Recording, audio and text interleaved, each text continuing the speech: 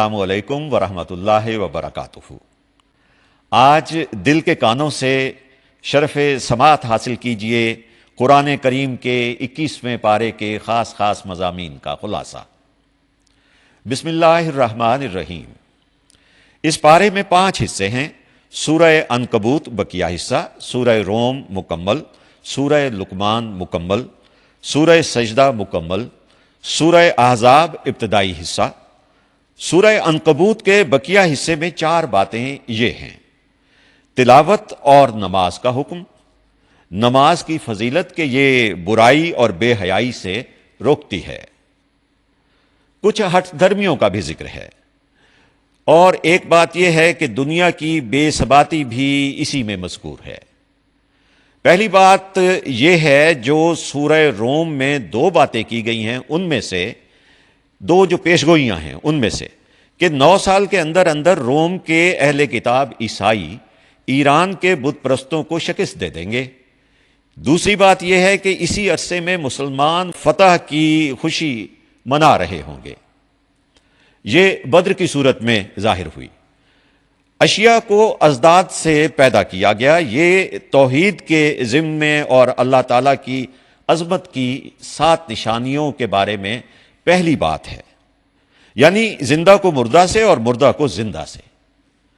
انسان کی پیدائش مٹی سے ہوئی ہے، زوجین کی محبت کا ذکر یہاں آیا ہے، زمین اور آسمان کی پیدائش بھی یہاں مذکور ہے، رات اور دن کی نیند اور روزگار کی تلاش، بجلی کی چمک، بارش اور اس سے غلے کی پیداوار، اور زمین اور آسمان کا مستحکم نظام، یہ بھی اسی پارے میں مذکور ہیں۔ سورہ لقمان میں 3 باتیں یہ ہیں: توحید پہلی بات ہے، اس حوالے سے اللہ کی قدرت کے 4 دلائل ہیں کہ بغیر ستون کا آسمان، مضبوط و مستحکم پہاڑ، حضرت لقمان کی اپنے بیٹے کو 5 وصیتیں، برسنے والی بارش، یہ بھی اسی طرح سے توحید کے حوالے سے تھیں۔ اور حضرت لقمان کے اپنے بیٹے کو 5 وصیتیں جو ہیں ان کے بارے میں تفصیل اس طرح سے بیان ہوئی ہے کہ شرک نہ کرو، اللہ تعالیٰ ہر چھوٹی بڑی چیز اور عمل کو آخرت میں سامنے لے آئیں گے۔ نمبر 3 پہ ہے نماز، پھر امر بالمعروف، آزمائش میں صبر کی بات ہے، عاجزی اختیار کرو، یہ ہدایت ہے، اور تکبر سے بچو، یہ بھی ہدایت ہے۔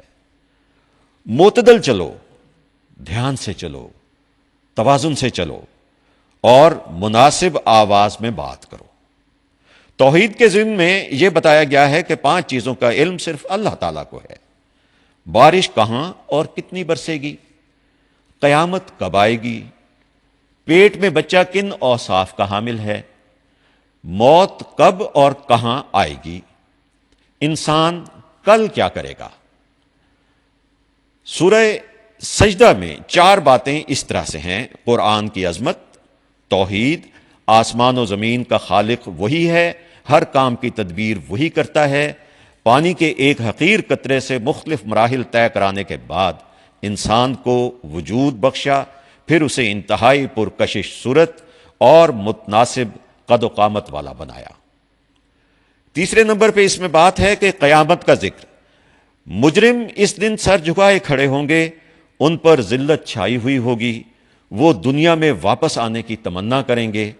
مومنین جو دنیا میں اللہ کے لیے اپنی راحتوں کو قربان کرتے ہیں، اللہ نے آخرت میں ان کے لیے ایسی نعمتیں تیار کر رکھی ہیں جنہیں کوئی نہیں جانتا سوائے اللہ کے۔ رسالت کے حوالے سے حضرت موسیٰ علیہ السلام کو تورات دیے جانے کا ذکر ہے۔ سورہ احزاب کے ابتدائی حصے میں یہ 2 باتیں نمایاں ہیں۔ زمانہ جاہلیت کے 3 غلط خیالات کی تردید کی گئی ہے۔ ان کا خیال تھا کہ بعض لوگوں کے سینے میں 2 دل ہوتے ہیں۔ بتایا گیا کہ دل تو بس ایک ہی ہوتا ہے، یا اس میں ایمان ہوگا یا کفر ہوگا۔ منہ بولا بیٹا شرعی احکام میں حقیقی بیٹے کی طرح نہیں ہوتا۔ اور 2 غزوات کا بھی ذکر ہے، ان میں غزوہ احزاب اور غزوہ بنی قریظہ کا ذکر شامل ہے۔ وما علینا الا البلاغ المبین۔ ہماری دعا ہے کہ اللہ کریم ہمیں ہمیشہ صراط مستقیم پر چلنے کی توفیق عطا فرمائیں، آمین۔ درود و سلام گھرانہ، درود و سلام گھرانہ، ہر دن ہر پل مسکرانا۔